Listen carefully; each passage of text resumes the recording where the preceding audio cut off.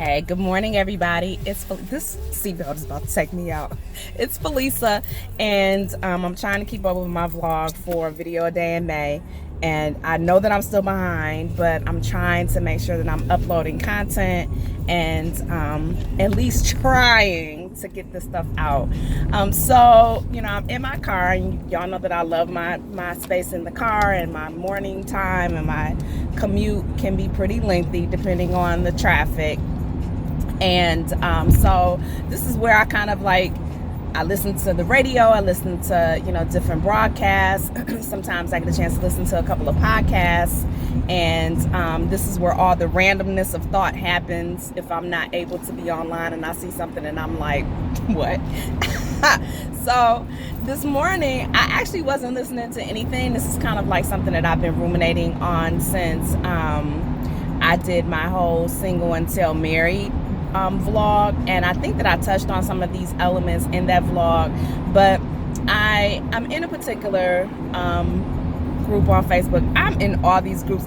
I'm telling you, I swear, I'm in these groups, and a lot of times I don't say anything until I see something that's just so crazy to me or just so egregious that, I feel compelled to participate, because the content is so far off my philosophical way of thinking that I don't really feel like I have anything to add to the conversation. Other groups I'm very active in because we have some of the same ideas and outlooks, and it's great synergy.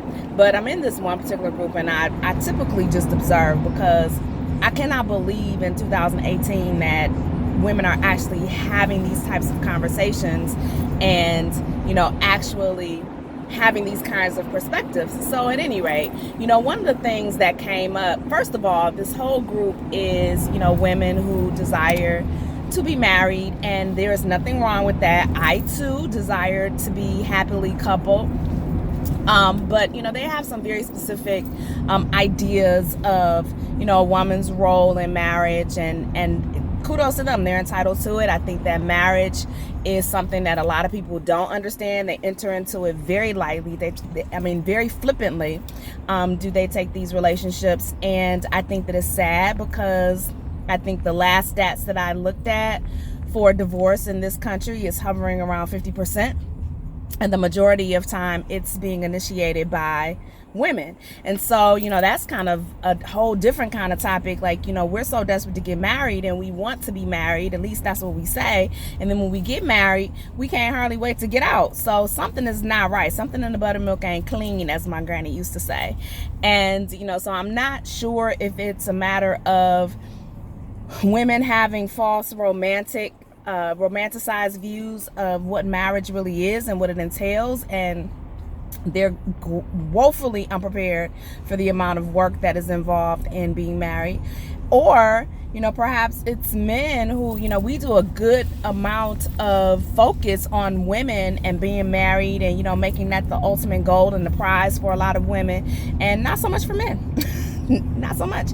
And I find it interesting that is the dynamic, and I'm sure that if you ask most men today, I shouldn't say most men, because I don't have any statistical value to back that up, but I would feel comfortable with saying that a lot of men would be very hard pressed to tell you exactly what the benefit of marriage is.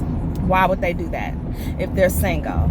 And the things that they have to lose, even though there's lots of evidence of the benefits of marriage for men, just in terms of the things that they hold dear to them, whether it's their money, whether it's their freedom, whether it's their space, or whatever is important to them. They feel like they're going to lose that by being married. Now, of course, I think that all changes.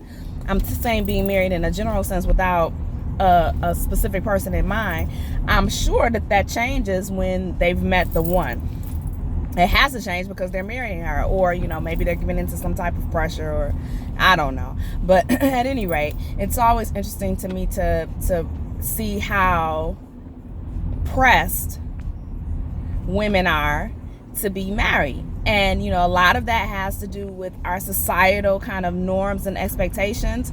It is so common to view a woman in her 40s or 50s who's unmarried and who does not have children as having something wrong with her.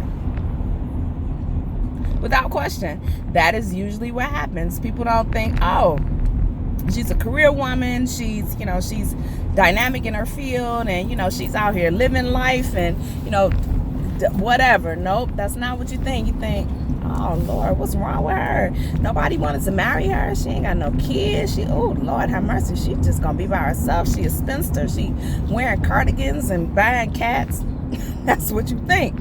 And I think that that's very sad as a society, that we continue to perpetuate that kind of standard, and we don't apply that to men who are unmarried in their 40s and their 50s.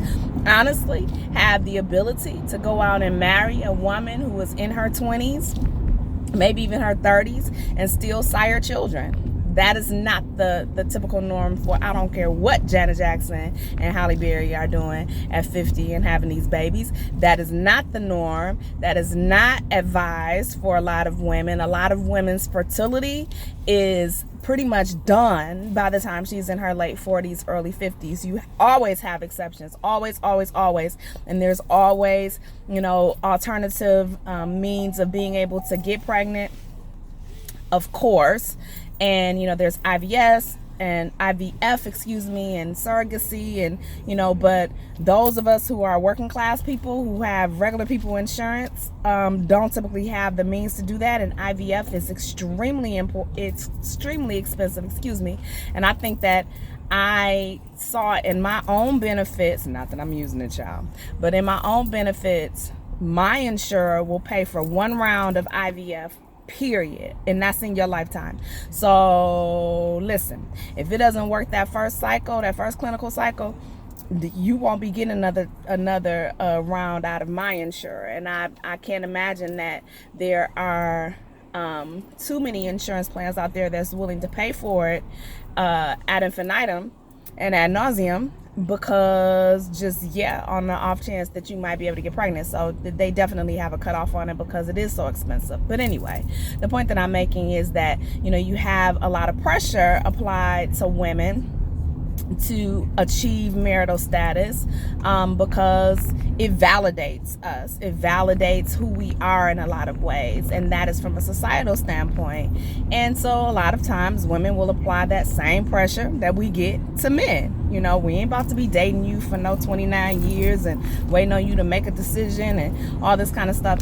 And it gets to be a little difficult to really understand what's at the root of these marriages and at the root of actually being able to stay together and focus on what's really important, which is the health and the state of being married. So anyway, I said all that to say, in this particular group, these women are really, really, really not just wanting to be married, but they have set their sights on a specific kind of man and of a specific kind of means and a specific kind of lifestyle. Now, I'm of the mind as you can set your intention for whatever it is that you choose to set your intention to.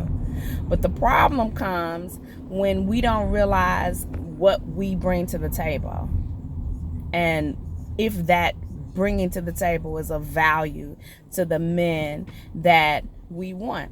Now, like I said before, I believe that every woman is wife material. Y'all might disagree with that, but I really do. I believe that every woman is the wife material to a specific kind of man that appreciates that particular type of thing that she brings to the table. I'm so serious when I say that.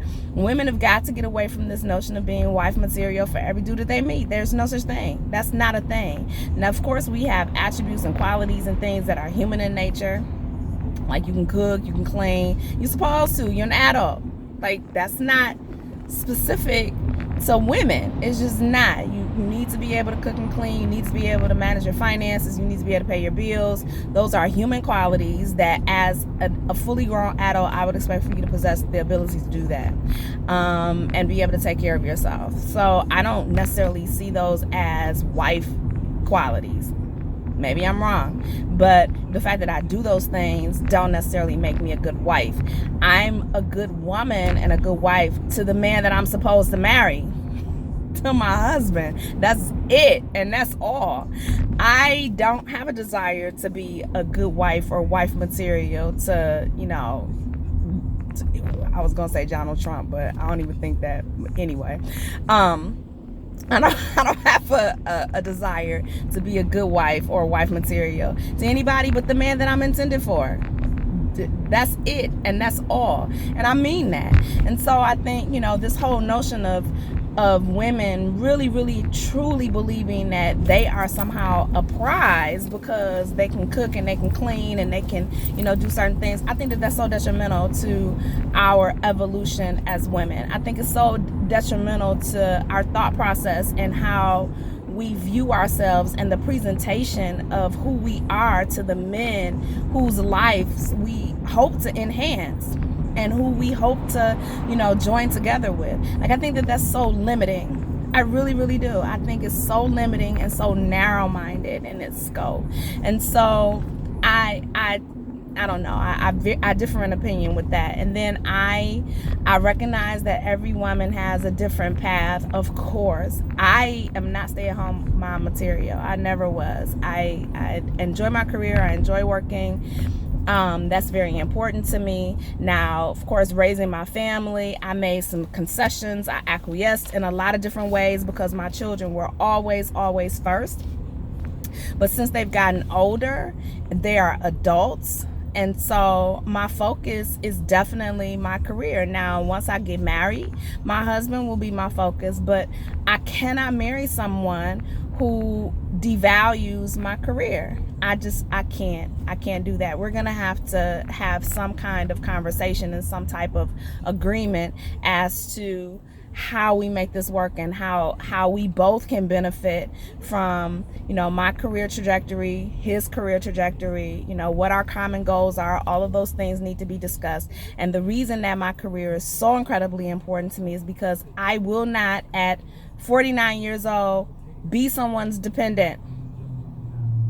I don't want that. I really don't. I don't want to be an adult dependent and have every unreasonable expectation that I sit at home and, my husband takes care of me and gives me money. And no, I can't do that. I'm not going to be able to do that. That's just not, for me, that's not attractive. So I do have a lot of issues with that. And, God bless, like I said, the women who desire that and they are able to get that. That's great work if you can get it.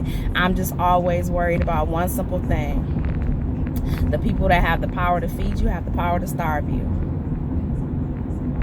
And if women don't learn how to invest in themselves and learn how to take care of themselves and learn how to generate income so that they can keep themselves afloat, if that man ever decides that he wants to walk away from that relationship and he has a really good lawyer and, you're not ever getting the kind of money that you were accustomed to while you were his dependent, I don't know what you're going to do. I really don't. I don't know what you're going to do. You need to be able to feed yourself. But those are just my thoughts. I'd love to hear your comments here. And again, this was not a dig on anyone who, is in that particular lifestyle or, has those particular goals. I think that people need to do what's meaningful and appropriate for them. And I would never dictate what that is for another person. I just know that for me, that's a non-starter. But I could be wrong. Convince me otherwise. At any rate, I wish you all a very good day, and I will talk to y'all later on. Goodbye.